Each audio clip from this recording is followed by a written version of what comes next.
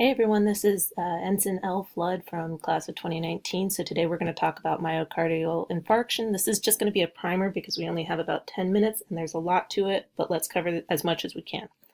All right, so myocardial infarction occurs when there is a block in the perfusion to a region of the heart. So you can kind of think about areas in the heart having different vascular supplies.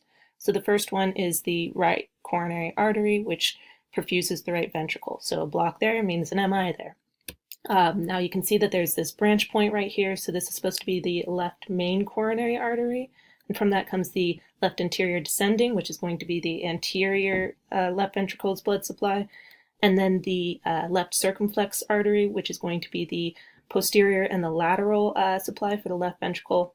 And so if we have a block in one of these arteries or multiple of these arteries, which is less common, then we're going to probably get first stable angina, chest pain that basically resolves upon rest, unstable angina, and then eventually a potential MI. So if a patient comes into your ER and they have signs and symptoms of that ER and the history of a coronary artery disease, we want to be looking for ST segment elevations, which we have in this EKG right here. But the location of that myocardial infarction is going to be informed by which leads the changes are on. So if we're looking at an inferior wall infarct, so something that's supplied by that RCA, we want to be looking into leads 2, 3, and AVF. However, if we have something where the ST changes happen in leads V1 or 2, we're thinking about the septum itself. If it's 3 and 4, then we might think more of that anterior wall, so both of those are going to be LAD. And if we're looking at the leads 1, AVL, or V5, V6, we want to be thinking more about that lateral wall, so where the circumflex is perfusing. So in addition to getting the 12 lead, we also want to get some labs. So typically we go for troponins unless we think that there has been an acute infarct. So typically that patient's come in for an infarct, they're recovering, and then it looks like they're going to have another infarct. So in that case, we want to get CKMB. Now, when this patient comes to your hospital and you confirm diagnosis, how do you treat? We use the mnemonic MONA-BASH. So MONA is kind of the acute, so morphine, oxygen, nitroglycerin, and aspirin or clopidogrel. And then shortly thereafter, beta blocker, ACE inhibitor, statin, and heparin. Now, of all of these interventions, the only 3 that have been proven to reduce mortality are the aspirin, beta blockers, and ACE inhibitors. After we've medically stabilized this individual, we probably want to quickly get them over to the cath lab so that we can clear out the artery. And the way that we do that is the percutaneous intervention. However, if it's a degree of CAD that is too complex for PCI, then we may have to actually switch out those vessels through a coronary artery bypass graft. And so the indications for a CABG is if there's so many vessels that are clogged, we just need to replace them. So 3 or more vessels if that left main coronary artery is involved, because remember that supplies both the LAD and the LCA, or if the plaques are just too perfused for a PCI, or if this is really bad and we're losing left ventricular function.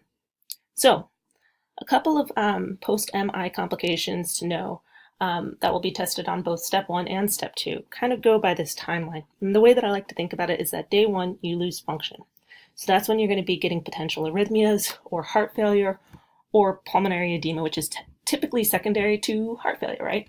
So arrhythmia is really important because that is the most common complication of MIs, and we're going to be talking about some antiarrhythmic drugs after this slide because of that. When you move on to days 3 through 7, so a little bit of a delay there, you want to think about the pathology, which is that the macrophages are clearing out debris, meaning they're clearing out dead heart tissue. And what can happen is that basically the muscle can kind of collapse or rupture. And so this is where you want to be thinking about what kind of musculature might be rupturing. So it might be something like a free wall rupture, which is a really scary consequence because basically you're going to have a free wall rupture. All the blood that should be in the chamber is now filling up the pericardium, and you're going to get pericardial tamponade. These people might even exsanguinate if it's so brisk. Conversely, you might have something with the interventricular wall. So right here, the septum is rupturing. So this would be like a ventricular septal defect out of nowhere. So you might have something like a new murmur that would be hollow systolic. But don't rule that out, because if it's a large enough rupture, you're not even going to hear a murmur. It's just this huge hole in the heart.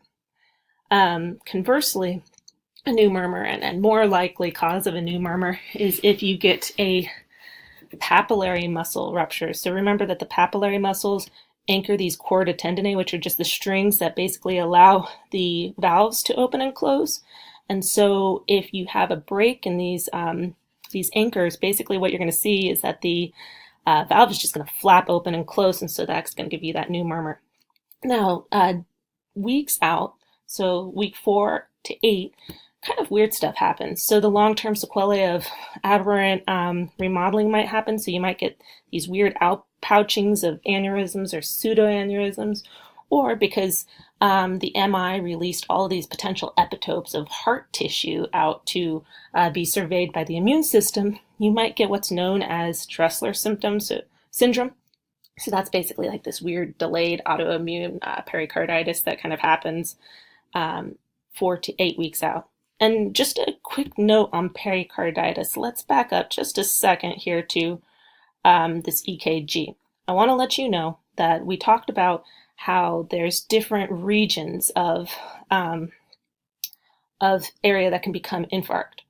But if you have ST segment elevations all over the place that are non-specific regionally, you might want to be thinking about pericarditis as opposed to an MI. Now, going back to where I was, we're talking about antiarrhythmic drugs, which are really important. And to think about this, I want you to remember some of the really basic physiology of an action potential.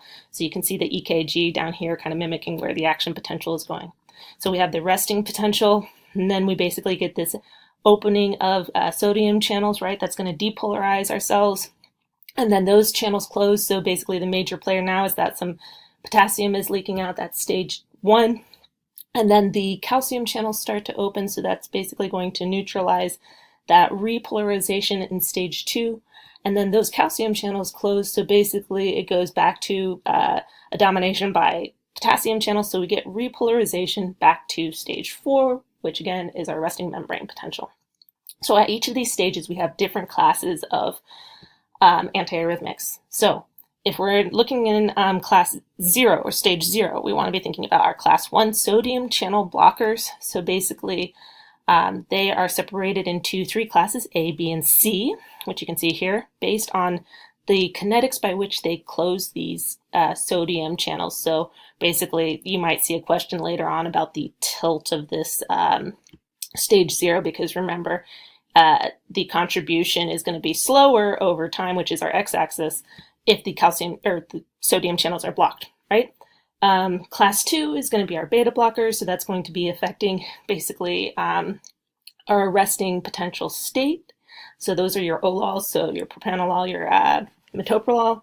Our class 3 are going to be your potassium channel blockers. Class 4 is going to be your calcium channel blockers. And just a really important note here, class 2 and class 4, so your even classes, work at the SA node. So this is part of the reason we don't give them to people who have arrhythmias like Wolff, Parkinson, White, is because basically it's going to make that pathology much worse, because those nodes are involved in the pathology of these arrhythmias. So just a quick recap. We want to be thinking about regions of perfusion, right? So RCA to right ventricle, LAD to anterior left ventricle, LCA to posterior lateral left ventricle. Those regions of the heart are going to be shown by the lead, so the inferior wall, 2, 3, AVF, the anterior wall, if it's septum, V1 and 2, if it's the rest of the anterior wall, V3 and V4, if it's the lateral wall, V5, V6, AVL, 1. We want to draw troponins if it's the first time MI. If it's acute, CKMB. We want to do Mona Bash and consider CABG or PCI. We want to look for those complications. So in day 1, we talked about arrhythmia and loss of function. Day 2, we talked about the muscle ruptures. Weeks later, we talked about Dressler syndrome and aneurysms. And then finally, we talked about the antiarrhythmic medications. So remember your class 1, 2, 3, and 4, how they work. And just remember class 2 and class 4. So Beta blockers, calcium channel blockers, not really good for Wolff, Parkinson White. All right, great job, guys. Keep studying hard.